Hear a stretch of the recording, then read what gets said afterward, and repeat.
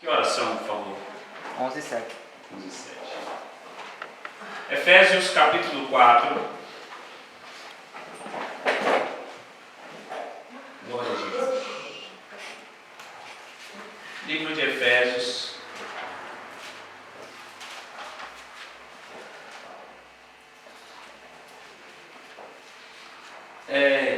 Nada mais do que falar sobre a unidade e o propósito de Deus na unidade da igreja e o propósito de Deus na unidade do povo de Deus. Capítulo 4 de Efésios, versículos de 1 a 6. Amém? Rogo-vos, pois, eu, prisioneiro no Senhor, que andeis de modo digno da vocação a que fostes chamados, com toda a humildade, mansidão, com longanimidade, suportando-vos uns aos outros em amor, esforçando-vos diligentemente por preservar a unidade do Espírito no vínculo da paz. Há somente um corpo e um só Espírito, como também fostes chamados numa só esperança da vossa vocação. Há um só Senhor, uma só fé, um só batismo, um só Deus e Pai de todos, o qual é sobre todos e age por meio de todos e está em todos. Amém. Amém. Amém. Deus é Deus de todos, o qual é sobre todos, age por meio de todos. É difícil entender algumas coisas na Bíblia. Quando nós lemos a oração de Jesus, a oração dominical, os discípulos disseram a Jesus: ensina-nos a orar. Jesus disse: o Pai nosso. E o verso a seguir ele disse: o pão nosso dá-nos hoje. O Pai é nosso e o pão é nosso também. Deus não é um Deus de um, mas Deus é o Deus de todos. A unidade na pluralidade, ou a unidade, digamos, numa realidade plural, na diversidade, é o que faz com que nós sejamos igreja. Igreja é um lugar de gente diferente, de pessoas com histórias diferentes, com pessoas com estruturas familiares diferentes. A igreja de Antioquia, em Atos 13, havia profetas e mestres. Havia cidadãos romanos, nigerianos do Níger. Havia Paulo, que era judeu. Havia outras personalidades que não pertenciam diretamente à nação de Israel, mas todos viviam em comum acordo, e disse o Espírito Santo naquele culto em Atos 13:1: separai-me a Paulo e Barnabé para a obra que os tenho chamado. A igreja colocou a mão sobre eles e os despediram. Então nós entendemos que a igreja precisa viver e entender a realidade e o propósito de Deus em nos fazer um só. A oração de Jesus em João 17. Jesus orou para que todos sejam um, como tu, ó Deus, é em mim, para que todos sejam em nós. Quer dizer, para que eu e você sejamos um em Cristo e um no Pai, e para a glória de Deus.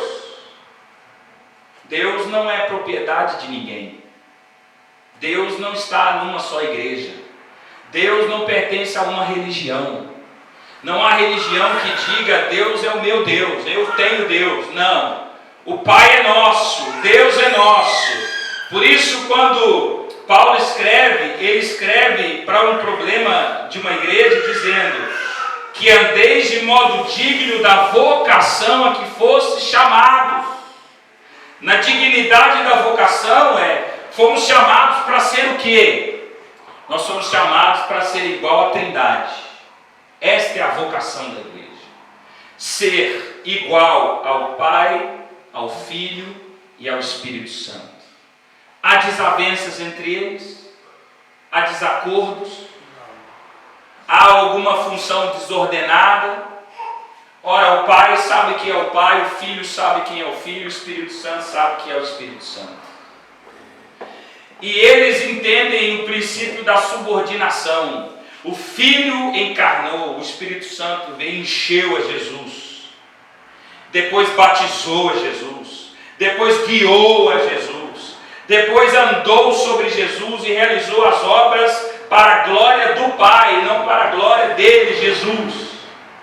O Espírito Santo é o holofote que ilumina Cristo, e Cristo ilumina o Pai, ou revela o Pai ao mundo. Como ele disse em João 1,18, ninguém jamais viu a Deus, mas o Filho unigênito que está no seio do Pai foi quem o revelou. Então, quer ver ao Pai, olhe para Jesus. Quer conhecer o Espírito Santo, entregue a sua vida para Jesus, sendo Ele o centro de toda a revelação de Deus para nós. Então, qual é a nossa vocação? A vocação é que nós sejamos igual à Trindade. É trino, mas é uno. Esta é uma doutrina defendida há muitos anos atrás, em 381, em um concílio em Constantinopla, em que todos se reuniram e disseram: a igreja tem que ser una, não se assusta, católica, apostólica, não tem romana. A igreja tem que ser una, uma igreja só. A igreja tem que ser apostólica, ela é enviada ao mundo. E ela tem que ser católica. Por que ela tem que ser católica? Porque a católica é a igreja universal.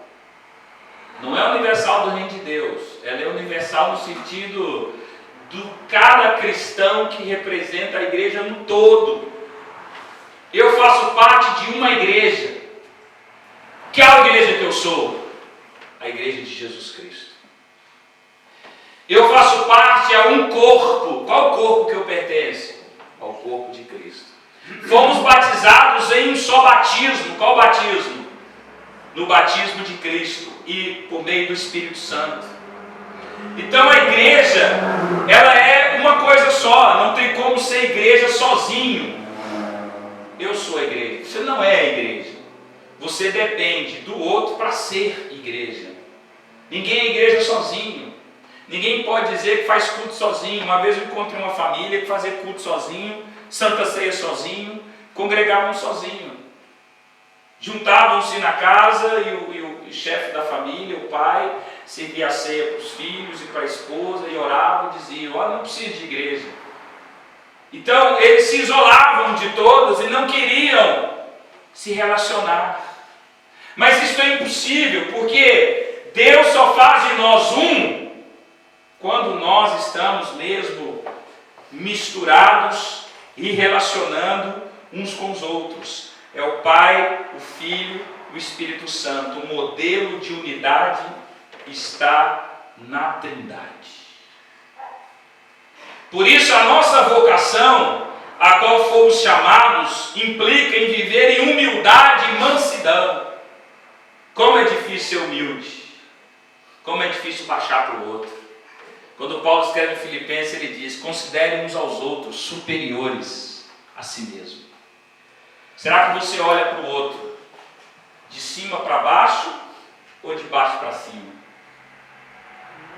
A humildade é princípio de Deus. O que é ser humilde? Humildade é uma característica de caráter. É reconhecer quem você é. Isso é ser humilde. Saber quem você é. O humilde sabe quem ele é. Ele pode ter uma posição social acima dos outros, ele pode ter uma educação intelectual acima dos outros, mas ele sabe quem ele é e que nós somos humanos iguais dentro dessa ideia de humanidade, que todos vamos morrer, que todo mundo vai ter que ser sepultado. Então, a humildade faz de nós reconhecer quem nós somos e viver também em mansidão. Será que o manso é quem? O manso, segundo a Bíblia, é aquela pessoa que tem também uma virtude de caráter, que Jesus fala no Sermão da Montanha, e que faz com que nós sejamos pessoas que estão aptas para não revidar quando somos atacados. Isso é o manso. Você ainda espera, você tolera, você aguenta. não revida na hora, não torna mal com mal. Isso é ser manso. É possível ser um cara sanguíneo, um colérico, um cara... Pá! Pisou no meu pé! Não. Tá passando ali, tu pisa na faixa, o carro não para. Não parou. O manso, ele vai ter a capacidade e o equilíbrio. Ele é mais parecido com o fleumático. Ele raciocina, ele pensa, ele não torna mal por mal, ele não age na hora, ele não fala coisa que não deve. Então, humildade e mansidão com longanimidade. O que é longânimo? É ânimo longo. É longânimo.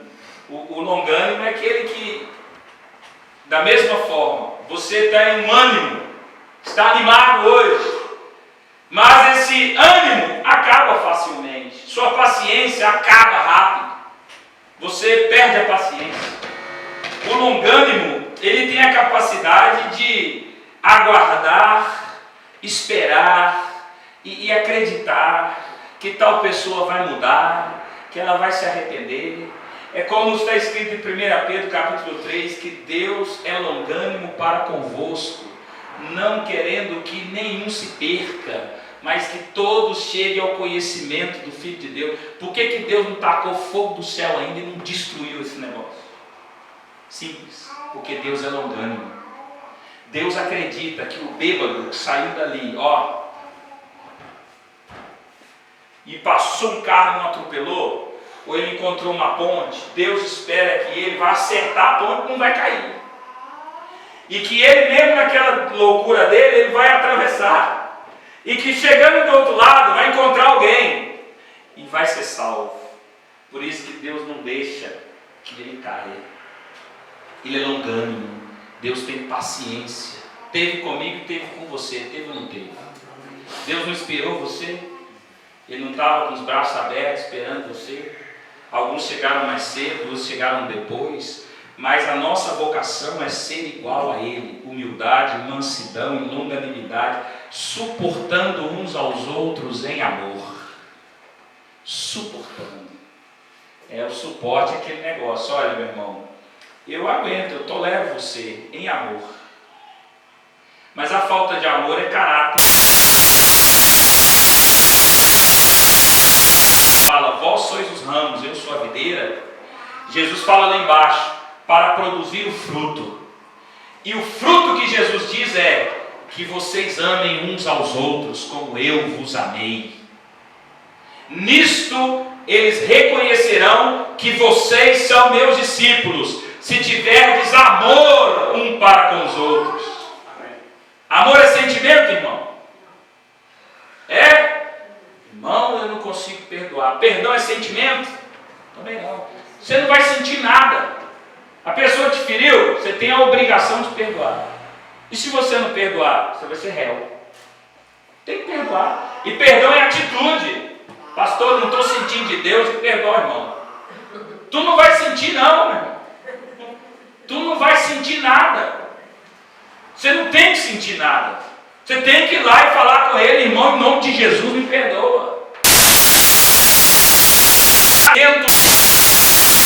Não é que você está liberando ele, você vai liberar a si mesmo, porque você vai ser escravo de um sentimento que vai se transformar no ódio, na raiva, na ira, e vai te consumir até você ficar doente e pegar um cancro. Então libera, chega para ele e fala, irmão, eu não quero ser escravo desse sentimento, me perdoe em nome de Jesus, eu quero livre. Então qual é a nossa vocação? A nossa vocação, para que sejamos dignos, é humildade, mansidão, longanimidade, suportando uns aos outros em amor. Será que as pessoas lá fora, quando veem uma igreja se pegando um com o outro, né, falando mal um do outro, fazendo comentário, mexericos uns com os outros, será que lá fora eles vão reconhecer que Cristo está em nós? Não vão. Uma vez teve uma situação lá na Bolívia, que tinha 2 pastores lá, nossa, hein? se pegaram, rapaz, numa reunião um com o outro, e brigaram mesmo lá um com o outro. O pastor pegou o outro lá no fight. Aí ligaram para o pastor presidente, pastor Real falou: epa, estou chegando aí hoje à tarde. Falei: epa, lá vai pastor separar a briga de pastor, olha. O pastor pegou um para a Bolívia. Chega lá, o que aconteceu? Não, já está tudo resolvido. Nós já conversamos, já choramos, já perdoamos, amém. Mas teve briga mesmo, pegaram o outro no colarinho lá, né? E essas coisas acontecem.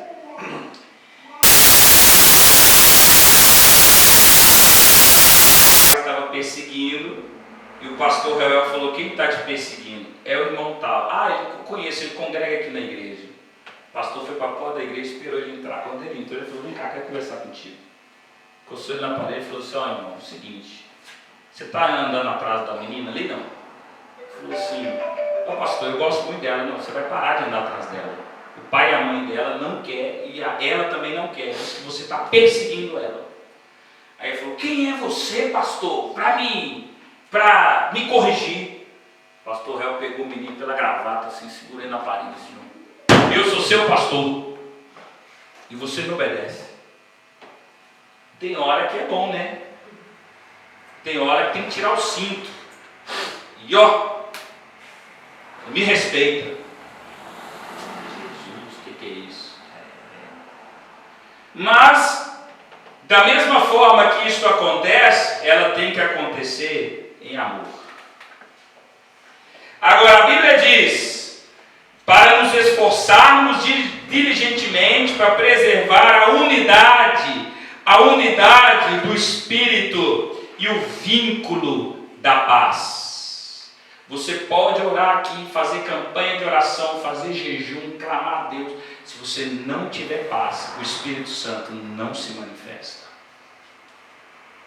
O vínculo da paz é ele que une. Eu tenho um problema com alguém. Você pode orar, jejuar, fazer campanha, fazer tudo que você tiver. Aqui diz claramente que quem mantém a unidade é o Espírito Santo, no vínculo da paz. Se não tem paz, o Espírito Santo, vai embora. A unção vai embora. Se você não tem paz, você não consegue ser cheio do Espírito Santo. Então é importante que o seu coração esteja liberado. Aqui ele diz: há um só corpo, que é o de Cristo. Este corpo traz para nós a ideia de que todos nós pertencemos a uma só igreja, que quando Cristo voltar, esta igreja invisível, espiritual e sobrenatural vai se formar, nós veremos. Não a igreja que vemos hoje, mas a igreja que veremos naquele dia. Há um só corpo, que é o corpo dele. Há um só Espírito, que é o Espírito Santo, com E maiúsculo. Como também fosse chamados numa só esperança. Nós podemos ter divergências doutrinárias, nós podemos ter diferenças entre nós, mas uma coisa é certa, meu irmão: todos nós aguardamos e temos as mesmas esperanças, que Jesus vai voltar. Amém. Isso todos nós concordamos. Então nós não temos que brigar um com o outro. Amém? Amém. Nós temos é que juntar as forças. Nós temos é que unir no propósito. E na esperança da nossa vocação, há um só Senhor, Jesus. Há uma só fé. Há um só batismo. Então, se a fé é uma, o Senhor é um, o batismo é um, e Deus é um, então por que nós somos tão difíceis para aceitar as diferenças dos outros? A sociedade é plural, ela é um mosaico. Você pode sair nas ruas de Portugal, você vai ver gente falando inglês, francês, alemão, russo, tailandês, chinês, crioulo, falando tudo quanto é língua. E você vai ter que aprender a entrar no meio ali e fazer parte do todo. E dentro desse todo, aceitar as diferenças. E não se colocar superior ao outro, como a superioridade racial.